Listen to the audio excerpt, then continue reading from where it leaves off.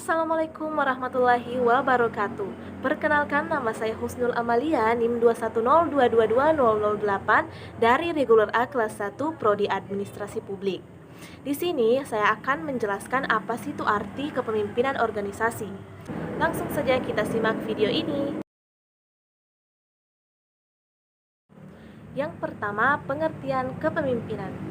Kepemimpinan adalah proses dua pihak, dua arah. Artinya, satu pihak harus mengetahui cara memimpin dan pihak lain harus mengetahui cara mengikuti. Yang kedua, gaya kepemimpinan.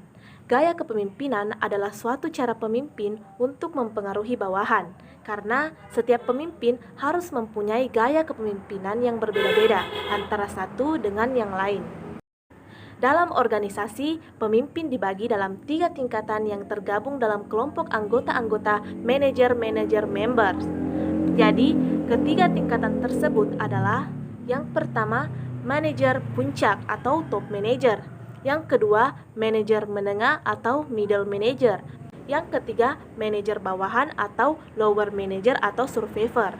Selanjutnya, kepemimpinan formal dan kepemimpinan informal. Jadi, kepemimpinan formal adalah kepemimpinan yang resmi yang ada pada diangkat dalam jabatan kepemimpinan.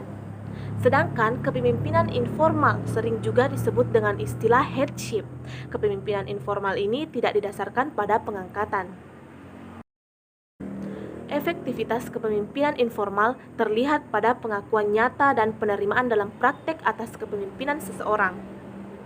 Biasanya, kepemimpinan informal ini didasarkan pada beberapa kriteria, diantaranya adalah sebagai berikut.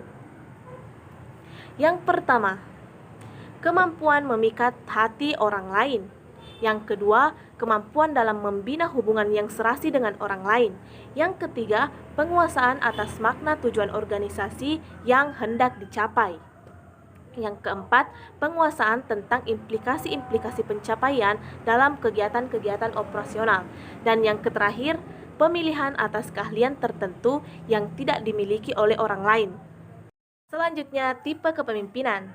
Beberapa tipe kepemimpinan diantaranya yaitu: yang pertama, tipe kepemimpinan otokratis; yang kedua, tipe kepemimpinan militeristik; yang ketiga, tipe pemimpin federalistis; yang keempat, tipe kepemimpinan karismatis; yang kelima, tipe kepemimpinan demokratis.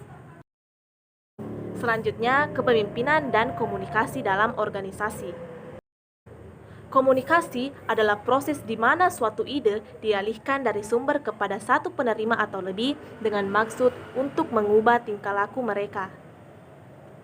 Adapun pengertian komunikasi organisasi adalah komunikasi organisasional yang terjadi dalam suatu organisasi, bersifat formal dan informal, dan berlangsung dalam suatu jaringan yang lebih besar pada kelompok-kelompok. Arus komunikasi dari atasan dan bawahan tidaklah selalu berjalan lancar, tetapi dipengaruhi oleh beberapa faktor, antara lain: yang pertama, keterbukaan; yang kedua, kepercayaan pada pesan tulisan; yang ketiga, pesan yang berlebihan; yang keempat, timing; yang kelima, penyaringan. Nah, adapun kesimpulan dari materi tentang kepemimpinan organisasi ini adalah: kepemimpinan sesungguhnya tidak ditentukan oleh pangkat ataupun jabatan seseorang. Kepemimpinan adalah sesuatu yang muncul dari dalam diri seseorang yang merupakan buah dari keputusan seseorang untuk mau menjadi pemimpin, baik bagi dirinya sendiri, keluarganya, baik lingkungannya, pekerjaannya, maupun bagi lingkungan sosial dan bahkan bagi negerinya. Baik, itulah tadi pemaparan materi singkat tentang kepemimpinan organisasi. Lebih dan kurangnya mohon dimaafkan. Billahi fi sabilil haq fastabiqul khairat. Wassalamualaikum warahmatullahi wabarakatuh.